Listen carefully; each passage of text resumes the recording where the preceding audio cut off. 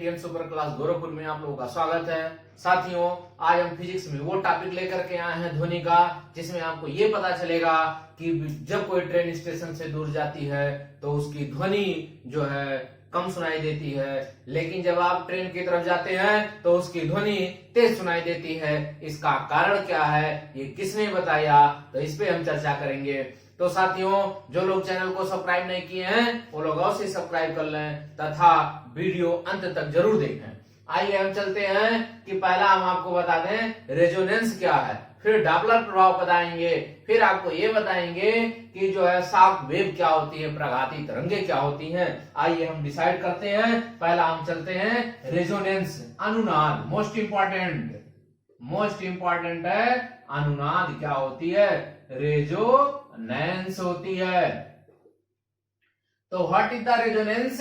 Resonance क्या होती है, जब किसी बॉडी पर कोई फोर्स लगा दी जाती है तो उस फोर्स की वजह से और उसमें जो बॉडी होती है या पार्टिकल्स होती है दोनों मोशन करने लगते हैं और दोनों की इतनी ज्यादा मोशन हो जाती है, इतनी ज्यादा ध्वनि होती है कि दोनों जब मेल खाते हैं तो बहुत लंबी वेव उत्पन्न हो जाती है। जैसे यहाँ कोई वस्तु है, इस पर हमने क्या लगा दिया, फोर्स लगा दिया। अब वस्तु हो गया और यहाँ हमने वाह क्या लगा दिया, फोर्स लगा दिया। अगर ये हमने फोर्स लगा दिया इस पर, तब ये क्या करेगी, वाइब्रेट करेगी। वस्तु क्या करेगी, वाइब्रेट करती है। वस्तु क्या करेगी, वाइब्रेट करती है। अगर ये वस्तु वाइब्रेट करने लग गई तो इतनी अधिक करने लगती है, स्वाभाविक आवृत्ति इसके मल्टीपल होने लगता है, गुणज होने लगता है। जब फोर्स लगा दिया जाए और उसका और इसका दोनों की साउंड एक साथ मिल जाए तो इस घटना को रेजोनेंस कहते हैं। इस घटना को क्या कहते हैं, रेजोनेंस कहते हैं। इसमें होता क्या है, इसमें जैसे सैनिक जो है जब कदम ताल करते हैं, कदम ताल क्लैपिंग करते हैं, जब वो क्लैपिंग करते हैं तो पैरों एक साथ जब पटकने लगते हैं तो जो बॉडी होती है, पुल होते हैं और उन दोनों की गतियां जब मेल कर जाती हैं तो बहुत बड़ा ध्वनि उत्पन्न होता है। ध्वनि क्या होता है, बहुत बड़ा उत्पन्न होता है, जिससे पुल के टूटने का डर बना होता है। इसलिए सैनिकों को पुल पर कदम ताल मिलाने के लिए वर्जित कर दिया जाता है, क्योंकि क्या हो सकता है, क्योंकि वहां रेजोनेंस हो सकता है। इसी प्रकार जब स्टेशन से प्रसारण किया जाता है, radio station, most important radio station, जब रेडियो स्टेशन से प्रसारण किया जाता है तो होता क्या है कि वो कैपेसिटर से, जैसे आप रेडियो में कैपेसिटर लगे होते हैं, जो आप कैपेसिटर के सहायता से आप आवृत्तियों को बदलते हैं, आवृत्तियों को क्या करते हैं, बदलते हैं। और जब आवृत्तियां पाई जाती हैं तो दोनों के मेल से आपको क्या होती है, आवाज बहुत तेजी से सुनाई देती है। आवाज क्या होती है, बहुत तेजी से सुनाई देने लगती है। इस घटना को कौन कहते हैं, इस घटना को वैद्युत अनुनाद कहते हैं, इलेक्ट्रिक रेजोनेंस कहते हैं। इसको क्या कहते हैं, वैद्युत अनुनाद कहते हैं। इसको क्या कहेंगे, वैद्युत अनुनाद कहेंगे।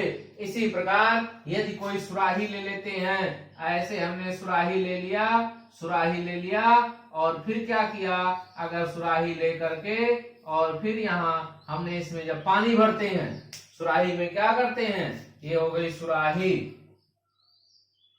अगर इस सुराही में हमने पानी भरना प्रारंभ किया, ऐसे ऐसे डालते हैं तो एक प्रकार की आवाज आती है। एक प्रकार की क्या आती है, आवाज आती है। और जब एक प्रकार की आवाज आती है, किसके कारण होती है, तो ये भी रेजोनेंस के कारण होती है। ये भी किसके कारण, रेजोनेंस का मतलब अपवाद के कारण ही होता है।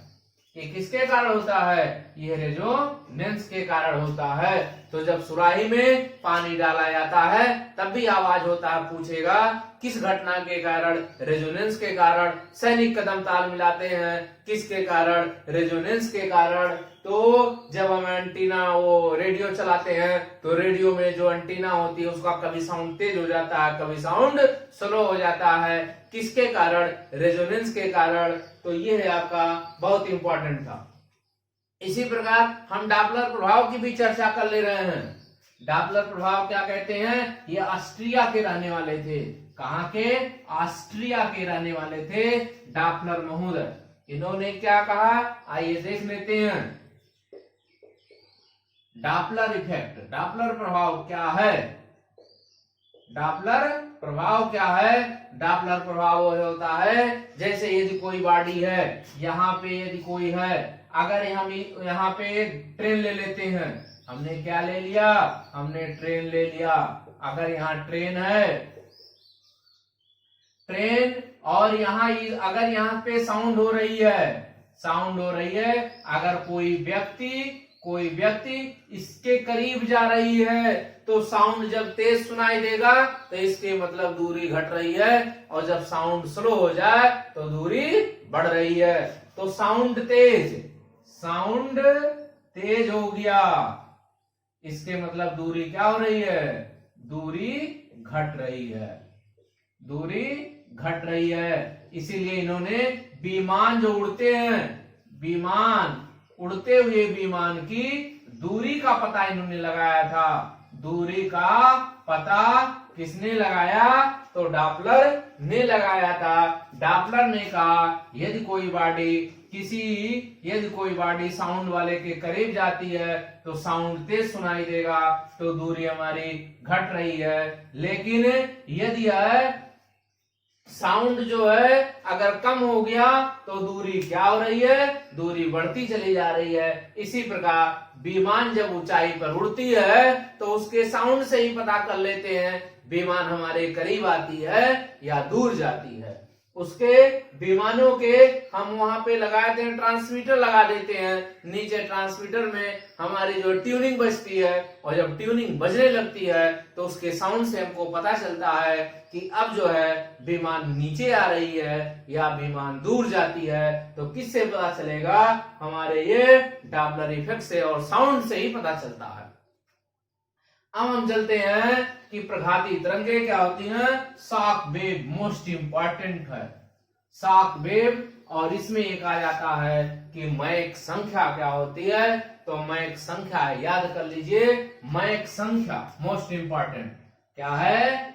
मैक संख्या है, मैक नंबर होती है। मैक नंबर होती क्या है? याद रखिएगा, माध्यम में वस्तु की चाल, माध्यम में वस्तु की चाल, बॉडी की वेलोसिटी, वस्तु की चाल, बटे आप रख दिए माध्यम में ध्वनि की चाल। माध्यम में ध्वनि की जो चाल है, ध्वनि की क्या है? चाल है। दोनों के अनुपात को मैक नंबर कहते हैं। दोनों के रेशियो को क्या कहते हैं? मैक नंबर कहते हैं। इसी मैक नंबर से विमान की गति पता की जाती है। मैक नंबर से क्या पता किया जाता है? मैक नंबर से विमान की गति, वायुयान की गति पता की जाती है। वायुयान की गति ये पूछ चुका है। गति किसमें पता किया जाता है? तो चाल जो होती है, गति होती है। गति किसमें व्यक्त करेंगे?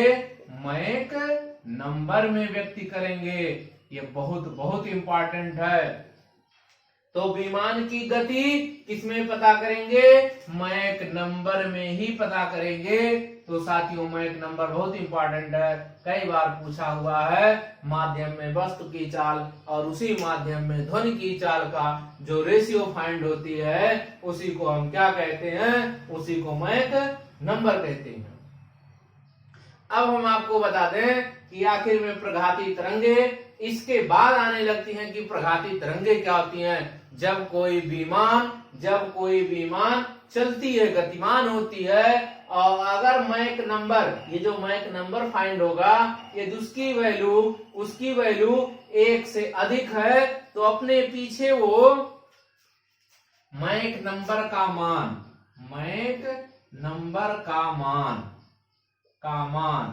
1 से अधिक है।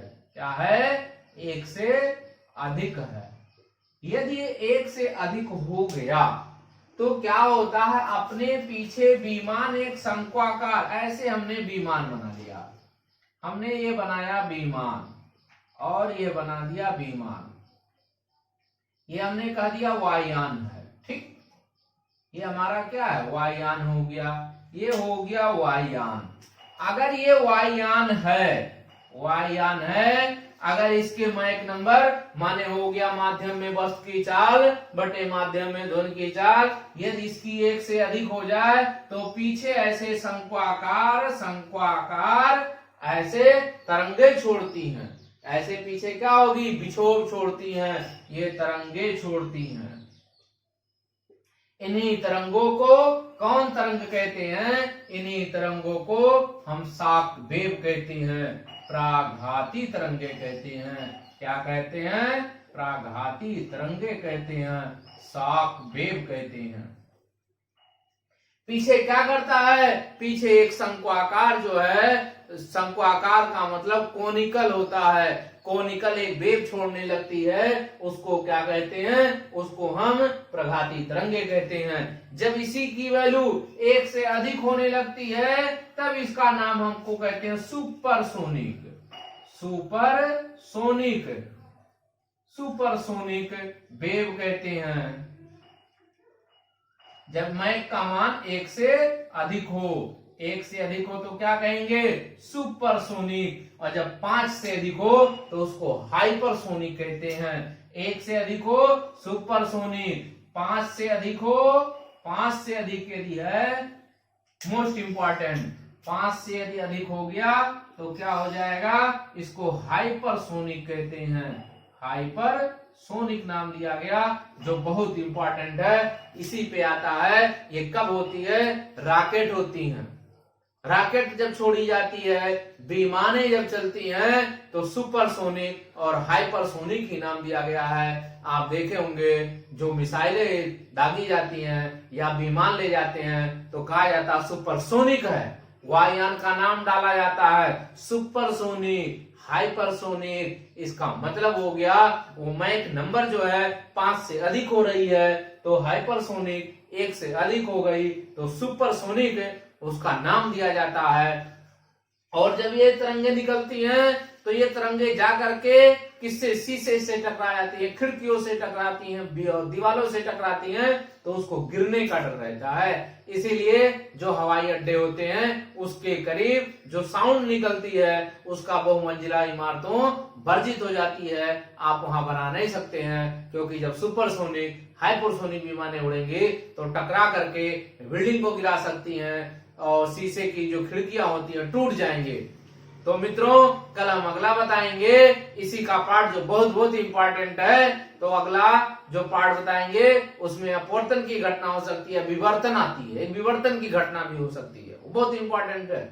तो मित्रों जो लोग चैनल को सब्सक्राइब नहीं किए वो लोग सब्सक्राइब कर लें, शेयर करें, लाइक करें। धन्यवाद।